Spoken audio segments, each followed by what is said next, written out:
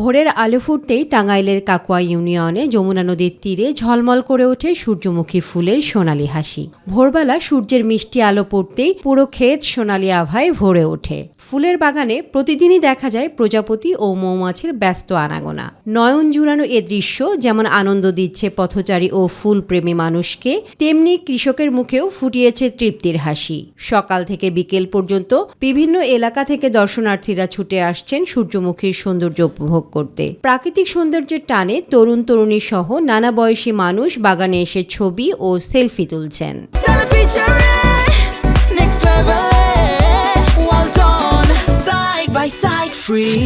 গত বছর আমরা যে লাভবান হয়েছি তার সে বছর আমরা আরো বেশি লাভবান হতে পারবো, এটা আমার আশা আর কি। অন্যান্য ফসলের তুলনায় সূর্যমুখী চাষে খরচ কম ও লাভের সম্ভাবনা বেশি। সূর্যমুখীর বীজ থেকে উৎপাদিত তেল পুষ্টিগুণে সমৃদ্ধ হওয়ায় বাজারে এর চাহিদা দিন দিন বাড়ছে। ফলে অনেক কৃষকই এবার নতুন করে সূর্যমুখী চাষে আগ্রহী হচ্ছেন। সূর্যমুখীর ফুলের চাষ করছে, জিনিসটা দেখে খুবই ভালো লাগলো। এই কারণে দাঁড়াইয়া এই জায়গায় একটা সেলফি উঠলাম।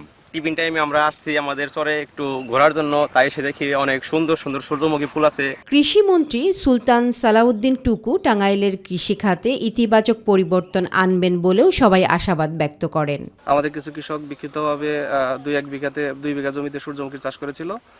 তো ওই কৃষকগুলাই আসলে সেখান থেকে একটা ভালো প্রফিট লাভ তারা করে, যার প্রেক্ষিতে এই বছর এখানে প্রায় 7 বিঘা জমিতে তারা সূর্যমুখীর চাষ করেছে। এদিকে কৃষি অফিসার কৃষকদের উদ্বুদ্ধ করতে নিয়মিত পরামর্শ, প্রশিক্ষণ ও সার্বিক সহায়তা দিয়ে যাচ্ছেন। আধুনিক পদ্ধতিতে চাষাবাদ করলে সূর্যমুখী হতে পারে জেলার কার্যকরী অর্থকরী ফসলের একটি সম্ভাবনাময় ক্ষেত্র। 60 জন কৃষককে 1 বিঘা জমির জন্য 1 কেজি করে সূর্যমুখীর বীজ, 10 কেজি ডিএপি এবং 10 কেজি এমপি সহায়তা দিয়েছি। এবার টাঙ্গাইল সদরে 25 হেক্টর জমিতে সূর্যমুখী চাষ করা হয়েছে। সরকারি সহায়তায় স্থানীয় চাষিদের সূর্যমুখী চাষে আরও প্রশিক্ষণ দেয়া গেলে টাঙ্গাইল জেলা হয়ে উঠবে আরেকটি সম্ভাবনাময় অর্থনৈতিক খাত, এমনটাই মনে করছেন সংশ্লিষ্টরা। তামান্না সাদিকা, মাই টিভি।